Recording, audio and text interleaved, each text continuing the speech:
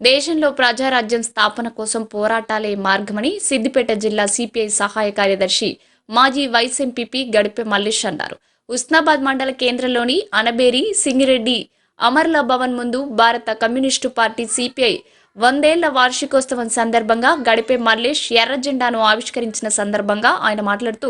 భారత communist party CPI 1925 December 26వ తేదీన ఉత్తరప్రదేశ్లోని కాన్పూర్లో ఆవిర్భవించి దేశ సంపూర్ణ స్వాతంత్రత కోసం తీర్మానం చేసిన మొట్టమొదటి రాజకీయ పార్టీగా చరిత్ర సృష్టించి దేశ స్వాతంత్రం సాధనకై ప్రాణత్యాగాలతో కూడిన అనేక ప్రజా పోరాటాలు చేసిందని గడిపే మల్లేష్ అన్నారు. స్వాతంత్రం కొరకు ప్రజా ఉద్యమ పోరాటాలకు పిలుపునిచ్చిన ఎన్ఎం రాయ్, ఎస్ఏ డాంగే, ముజఫర్ అహ్మద్, నళిని గుప్తా, ఫౌఖాద్ ఉస్మానీ, సింగారి వేలు చెట్టియర్ మొదలగు తొలితరం 31 మంది భారత కమ్యూనిస్టు పార్టీ సిపిఐ నాయకులపై తప్పుడు ఆరోపణలతో 1923లో పేషావర్ కుట్ర కేసు, 1924లో కాన్పూర్ కుట్ర కేసు, 1927లో మీరట్ కుట్ర కేసు పెట్టి 4 సంవత్సరాలు జైలు శిక్ష విధించి జైల్లో నిర్బంధించి మరి కొంతమందికి ఉరిశిక్షలు విధించారని, అయినప్పటికీ బ్రిటిష్ సామ్రాజ్యవాదానికి వ్యతిరేకంగా సిపిఐ నిర్విరామంగా మహత్తర పోరాటాలు నిర్వహిస్తున్న నేపథ్యంలో ఉద్యమాలను గుర్తించిన మేధావులు, అభ్యుదయ భావాలు కలిగిన యువతీ యువకులు భారత కమ్యూనిస్టు పార్టీ సిపిఐ చేస్తున్న ప్రజా పోరాటాల వైపు ఆకర్షితులై లక్షలాది మంది పోరాటాల్లో పాల్గొని భారతదేశంలోని సంస్థానాలను దేశంలో విలీనం చేయాలని, లక్షలాది మంది పోరాటాల్లో పాల్గొని భారతదేశంలోని సంస్థానాలను దేశంలో విలీనం చేయాలని నిర్వహించిన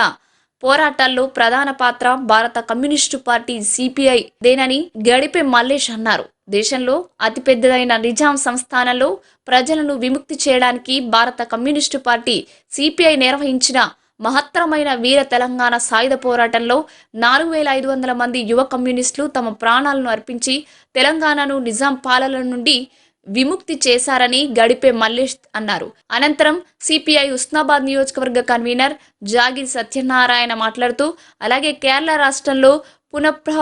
వయలార్, బెంగాల్లో